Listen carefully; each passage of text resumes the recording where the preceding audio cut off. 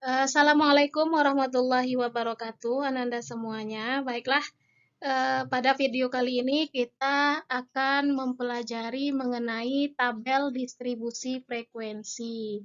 Ini pada bab statistika. Jadi ini pertemuan pertama pada bab statistika. Oke, tabel distribusi frekuensi ini masuk ke dalam subbab penyajian data.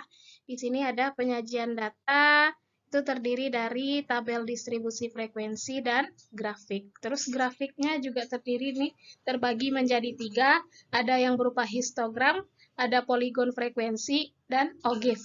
Nah, OGIF-nya juga terbagi 2, ada yang positif dan negatif. Nanti jadi pertemuan ini kita belajar yang ini dulu, tabel distribusi frekuensi. Oke, selanjutnya ini contohnya, contoh dari tabel distribusi frekuensi. Yang pertama, ini contoh data nilai UH Matematika siswa kelas 12 IPS 5. Ini datanya, Anda bisa lihat sendiri, yang nilainya 50 ada 2 orang, nilai 58 ada 5 orang, dan seterusnya, yang nilai 100 itu ada 1 orang. Selanjutnya, ini contoh dari data tunggal. Ini data tunggal. Nah, yang ini masih data UH Matematika kelas 12 IPS 5, tapi dalam bentuk data berkelompok. Nah, seperti ini. Jadi, Anda bisa bedakan ya, apa bedanya antara data tunggal dan data berkelompok. Data tunggal itu jelas di sini nilainya tunggal. Kalau ini nilainya berkelompok. Apa artinya ini? Berarti yang nilainya antara 41 sampai 50 itu ada sekitar 2 orang, yang nilainya 51 sampai 60 ada 5 orang, dan seterusnya. Oke, selanjutnya ini mengenai langkah membuat tabel distribusi frekuensi. Gimana cara membuat tabel distribusi frekuensi? Ini Ibu ada contoh soal. Berikut adalah data nilai UH Matematika siswa kelas 6, kelas 12 IPS 6. Ini ada nilai 60, 61, 30, 62, 43, dan seterusnya. Sajikanlah data di atas ke dalam tabel distribusi frekuensi. Oke, ini langkahnya, ada 5 langkah totalnya. Kita lihat langkah pertama. Langkah pertama itu adalah menentukan jangkauan data. Menentukan jangkauan data. Nah, jangkauan data ini rumusnya adalah datum terbesar dikurang datum terkecil. Nah, apa itu datum? Datum itu adalah ini masing-masing nilai ini dinamakan dengan datum, ya. Jadi, kalau secara keseluruhan itu kita namakan dengan data, tapi kalau satu nilai itu kita namakan dengan datum. Jadi, menentukan jangkauan data itu dengan menentukan terlebih dahulu datum terbesar dan datum terkecilnya. Coba lihat dari data yang kita punya ini, mana yang terbesarnya? Ya, 88. Jadi datum terbesar 88. Datum terbesar boleh juga dilambangkan dengan X max, ya. Terus yang terkecil yang mana? 30. Berarti datum terkecil atau X min itu adalah 30. Oke, terus jangkauan data itu apa? Jangkauan data itu adalah X max dikurang X min atau datum terbesar dikurang datum terkecil. Nih, seperti ini rumusnya. Tinggal masukin angka. X max-nya 88, kurang 30 adalah 58. Oke, itu langkah pertama. Langkah kedua adalah menentukan banyak kelas interval atau dilambangkan dengan K, banyak kelas interval. Dilambangkan dengan K dengan aturan HA Stargess. Rumusnya seperti ini, K itu sama dengan 1 ditambah 3,3 log N. Ya, 1 ditambah 3,3 log N. Oke, berarti N itu apa? N itu adalah banyaknya data. Jadi totalnya ada berapa semuanya ini? 1, 2, 3, 4, 5, 6, 7, 8, 9, 10. Sebaris ini ada 10 datum, ini juga 10. Jadi totalnya ada 3 baris, berarti jadinya 30. Berarti K sama dengan 1 ditambah 3,3 log 30. Ya. Nah, log 30 nanti kita cari dulu di kalkulator log 30 itu berapa. Silakan dibuka kalkulatornya, dicari di kalkulator log 30, terus nanti log 30 dikali dengan 3,3. Ibu dapatnya log 30 itu adalah 1,477. 1,477 nanti dikali dulu, ada tambah, ada kali, kita kerjakan dulu yang kali. Berarti kali dulu. Jadi 1 ditambah 3,3 kali 1,477, berarti kita kali dulu 3,3 dengan 1,477. Boleh pakai kalkulatornya untuk mencari. Jadi kita dapat 1 ditambah, ini hasil kalinya adalah 4,874. 1 ditambah 4,874 adalah 5,74. Kita bulatkan jadi 6. Berarti banyak kelas interval dari data kita ini adalah 6 kelas. Oke, lanjut. Langkah ketiga. Langkah ketiga itu adalah menentukan panjang kelas interval atau dilambangkan dengan P. Rumusnya adalah J per K. Jadi dari langkah pertama kita dapat J tadi berapa? 58, dan dari langkah kedua kita dapat K 6. Jadi P-nya adalah 58 bagi 6. Tinggal dibagi, dapat 9,67. Kalau dibulatkan jadi 10. Berarti panjang kelas interval kita adalah 10. Langkah keempat, membuat tabel sesuai dengan langkah 1, langkah 2, dan langkah 3. Gimana caranya? Langkah 1 tadi kita dapat jangkauan. Langkah 2 kita dapat banyak kelas. Banyak kelasnya ada 6 tadi ya. K-nya ada 6. Terus P-nya. Di langkah ketiga kita dapat P-nya 10 atau panjang kelas. Nah, inilah tabel yang kita dapat nilai UH-nya sudah berkelompok. Gimana ini? Kita mulai dari data terkecil. Kita sudah lihat tadi datum terkecil kita adalah 30, berarti kita mulai dari 30. Ini 30. Sampai 39 ini gimana? Dari banyak panjang kelas. Panjang kelasnya kan 10. Jadi kita hitung mulai dari 30 sampai berapa panjangnya 10. 30, 31, 32, 33, 34, 35, 36, 37, 38, 39. Ada 10 panjangnya ya, 10 data. Dari 30 sampai 39, Anda boleh hitung berapa panjang dari 30 sampai 39. Ada 10 panjangnya ya. Berarti 30 sampai 39. Lanjut, habis 39 berapa? 40. 40 sampai berapa? 10 lagi panjangnya.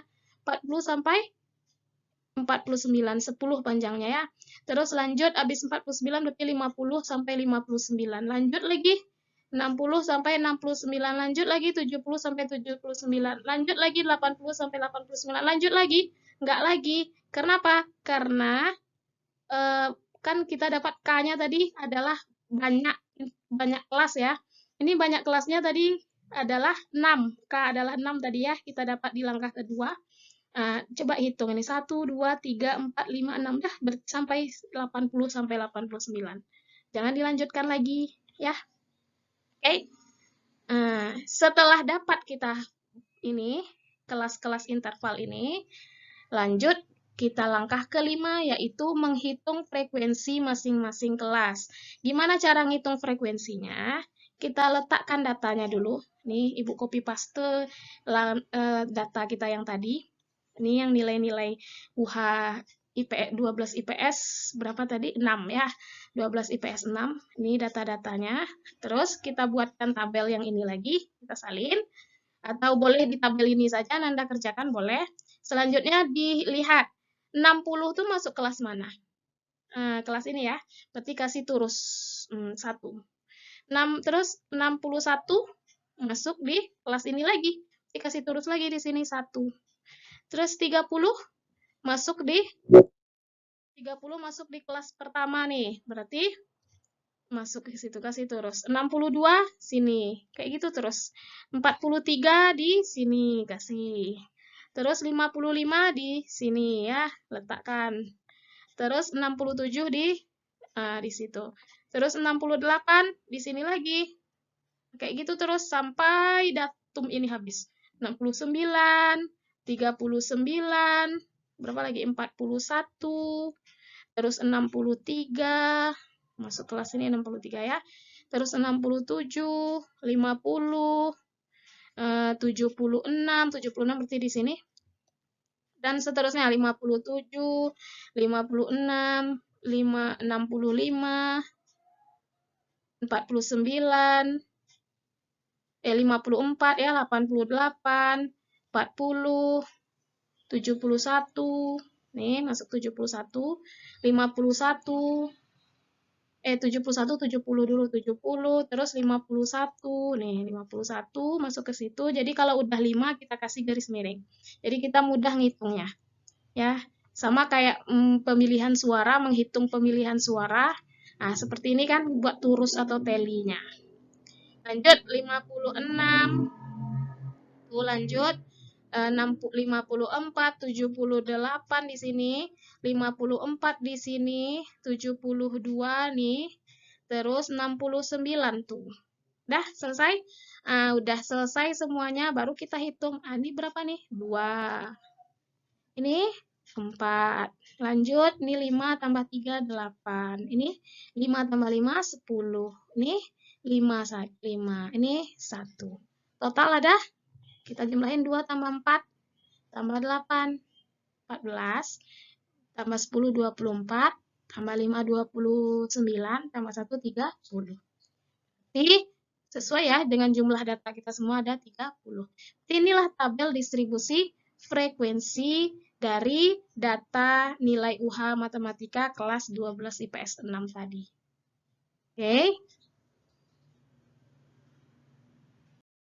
Oke, selanjutnya kita membahas mengenai istilah-istilah yang ada di dalam statistika. Anda harus paham ini istilah-istilahnya, biar tidak susah nanti dalam mengerjakan soal-soalnya. Oke, ini tabel distribusi frekuensi yang kita peroleh tadi. Ini tabel distribusi frekuensi yang kita peroleh tadi ya, dari mengerjakan soal sebelumnya. Nah, istilah yang terdapat pada tabel ini nih, yang pertama adalah nih, batas bawah kelas. Nah, batas bawah kelas, masing-masing kelas itu ini kan kelas ya, kelas yang pertama, kelas yang kedua, dan kelas ketiga, dan seterusnya. Ini punya batas. Ada batas bawah, kalau batas bawah berarti nilai paling kecil di kelas itu yaitu 30. Berarti batas bawah kelas 30. Kalau ada batas bawah, pasti ada batas atas. Nih, batas atasnya berarti yang paling besar. Nih, 39. Oke. Nah, ada lagi istilahnya tepi. Nih, tepi bawah. Jadi ada batas bawah, ada tepi bawah. Nah, tepi bawah itu apa? Tepi bawah itu adalah batas bawah dikurang 0,5. Batas bawah kita kan 30 tadi ya, yang ini, kelas yang ini. 30, berarti 30 kurang 0,5 adalah 29,5. Terus kalau ada tepi bawah pasti ada tepi atas. Tepi atas berarti batas atas ditambah 0,5. Beda ya. Tepi bawah itu batas bawah dikurang 0,5, tepi atas batas atas ditambah 0,5.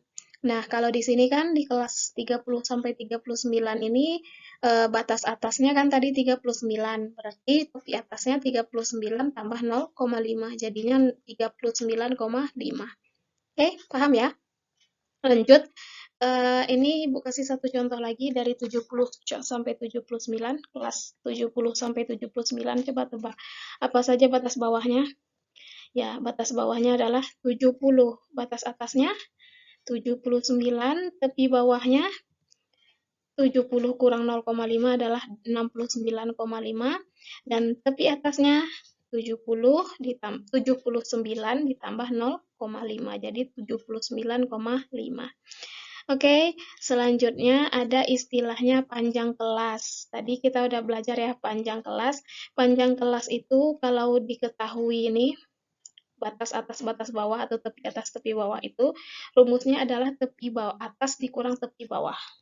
Bukan batas ya, tapi tepi. Tepi atas dikurang tepi bawah. Jadi jangan sampai tertukar. Tepi atasnya berapa? Kita ambillah kelas yang pertama nih, 30 sampai 39. Tepi atasnya adalah nih tadi 39,5. Tepi bawahnya 29,5. Berarti panjang kelasnya 79,5 dikurang 69,5 adalah 10. Di panjang kelas, masing-masing kelas pada tabel ini adalah 10. Oke. Ada lagi istilah titik tengah kelas. Apa itu titik tengah? Nilai yang terletak di tengah-tengah setiap kelas. Di sini 30 sampai 39. Coba Ananda cari sendiri nanti ya. Berapa titik tengah dari kelas 30 sampai 39. Semuanya cari kelas 1, kelas 2, kelas 3 dan seterusnya. Coba dicari di bukunya titik tengahnya di mana. Ya. Oke, lanjut. Oke, demikianlah pembelajaran kita kali ini mengenai tabel distribusi frekuensi. Selamat belajar Ananda semuanya. Jangan lupa terus diulang materinya supaya lancar. Oke, Ibu mohon maaf jika ada kesalahan. Wabillahi taufik wal hidayah. Assalamualaikum warahmatullahi wabarakatuh.